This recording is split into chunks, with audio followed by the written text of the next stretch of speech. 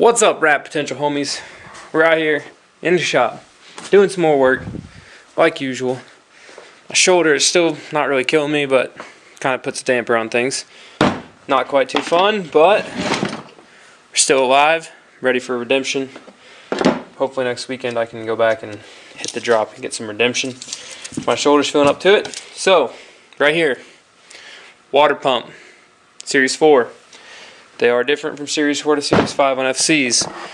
So we're going to get that put on to the water pump housing, which is right here. Now, there's one thing I want to show y'all, which my buddy Charles pointed out to me beforehand, and I didn't even know this. However, I knew that the washers were there, but I didn't know that you needed them.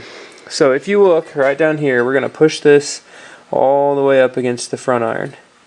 Now you're going to see that basically there's a gap between this little lobe, we'll call it, and the water pump housing. Now if you look here, this side has a smaller gap than what that is.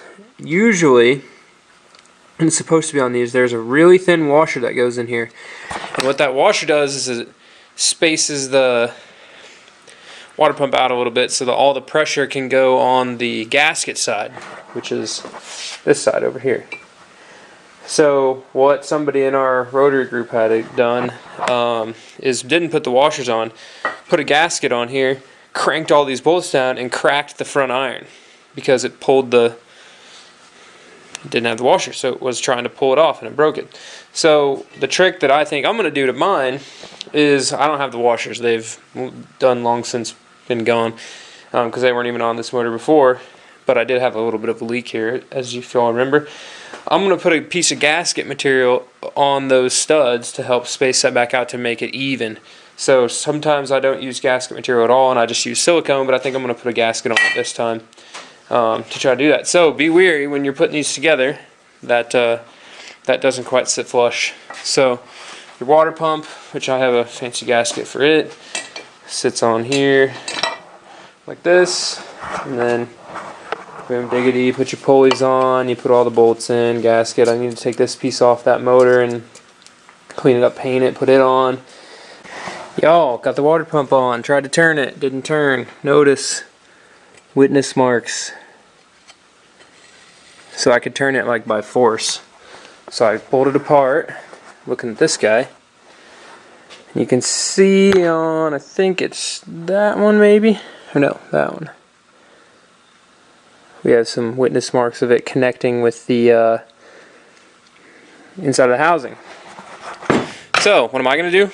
I'm going to take a grinder, I'm going to grind the tips of this down so it fits, and we're going to put it back in. Boom. Boom. Custom modified water pump. I'll slap it on here real quick. Throw a couple bolts in it. See if it sticks now.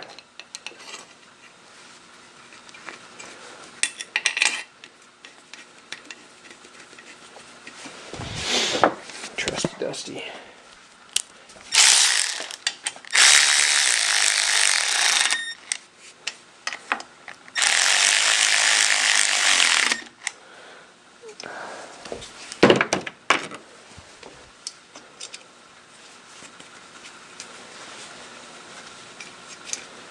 Just get all these in there.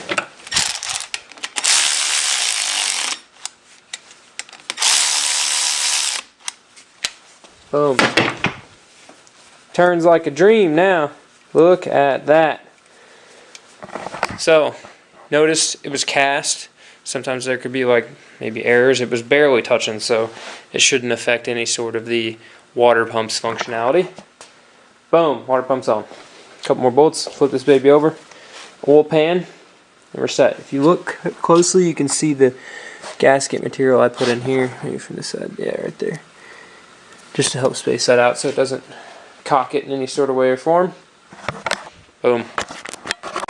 Y'all, one thing I want to point out to y'all while we're at this stage before I mount the turbo.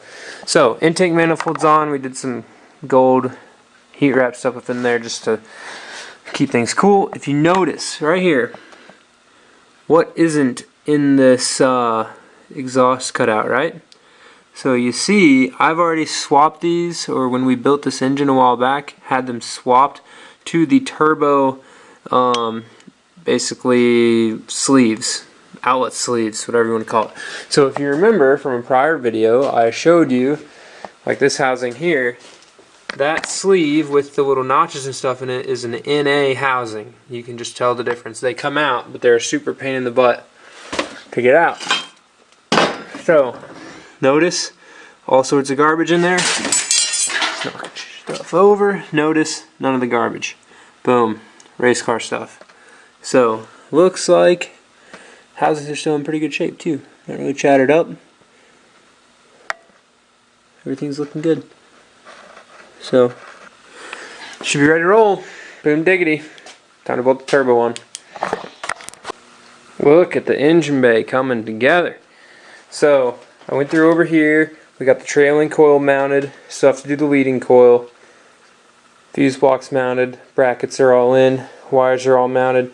Wires ran down to the starter again with all their proper mounts. They have little brackets that hold them off the frame rail. We got the power steering line mounted there. All the headlight stuff's hooked up and those wires are tucked away, ready for the battery to be installed. AC line goes across the firewall now. We've got the brake booster line going across the firewall now. The clutch master line is mounted across the firewall now as well. I am going to wait to put the heater line in because I'm going to go ahead right now and do that gold reflective heat wrap. Kind of like from here, the heater line there, in the center of the firewall, over and like down, just to kind of not really like clean it up, but help with reducing the heat that comes off the turbo. So I mean, I'm not going to heat wrap this, so all of this right here is just going to be baking into the firewall. So try to keep as much heat down as we can, which will be good. And then once that's done, the heater line's in, then we'll pretty much be ready tomorrow. I can have Charles is coming over and we're going to stab this in. My shoulder's like muchas gracias, much thanks, much better than it was. And I can actually do stuff and move it. Still a little bit bruised, but we're surviving. So still got to meet the deadline. This thing's got to go to the Dragon. So injuries or not, I can still drive. Just can't really ride a bike, but I can still build a car. So we're going to get this thing put together. I'm going to get that up, and then tomorrow motor's going in. So let's get this tape on and get some of this looking fresh in here. Add some color. Alright y'all, I am super stoked with how this turned out. Whew.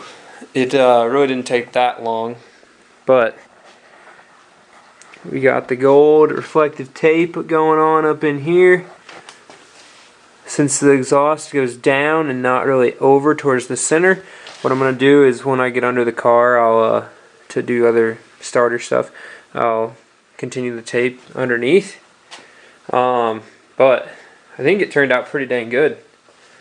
I'm pretty happy with it. So, engine bay is coming together. It's really hard when you're like working around all the fresh paint and the white stuff. Your hands get dirty even though you're working with clean parts and you're putting it together, and it's just like keeping it clean so that you don't have to do as much cleaning when you're ready to show it off. So that's why we got this is taped off, a rag on that one. And we're live. Howdy. We're working on the convertible as usual these past couple weeks, getting this housing cleaned up so it looks all nice and pretty when I put the engine in. As you can see, we've got it off the stand, put the power steering AC bracket on. I'm going to put this engine mount on, and then Johnny behind the camera and Charles over there are here to help me put this in since I hurt my shoulder. So I just don't want to tear myself up. Another thing, we got our water to air intercooler in the mail, which is pretty neat. So that'll be happening this weekend. And then I also got my tile 50mm stainless steel bung to weld onto my intercooler piping. Came as well. So, making progress. Next time you see this will be in there. Boom.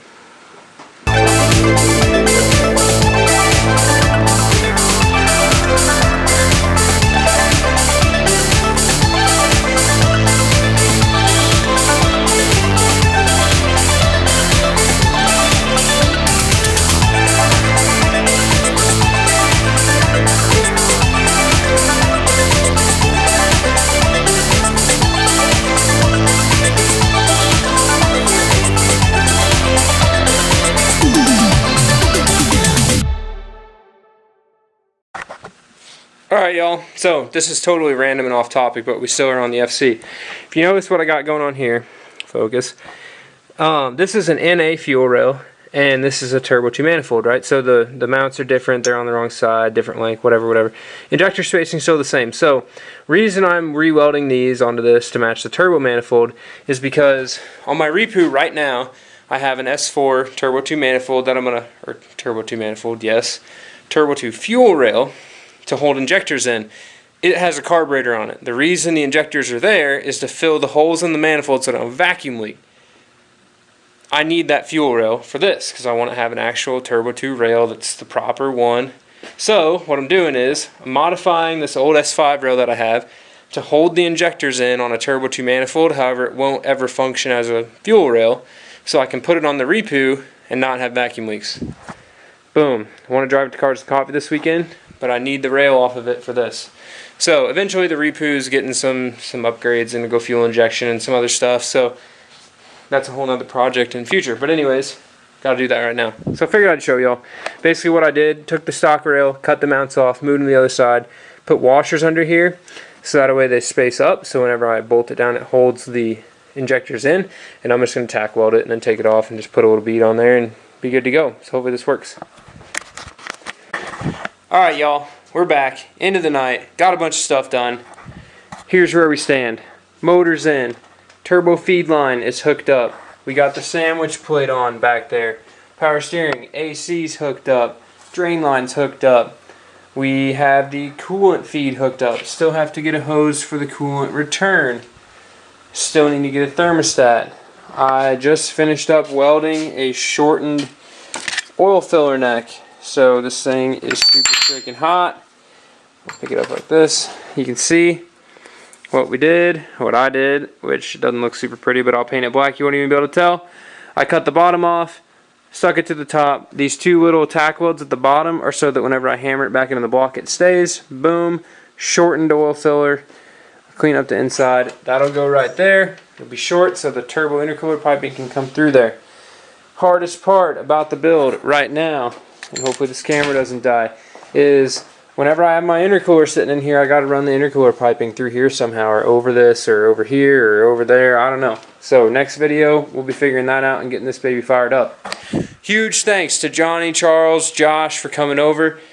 Really helps out having good friends to help you, because I hurt myself, and they came here to help me. So thanks to them for coming over, helping me get this engine in, because I would have hurt myself doing it. So progress is being made. Thanks for tuning in. Thanks for watching.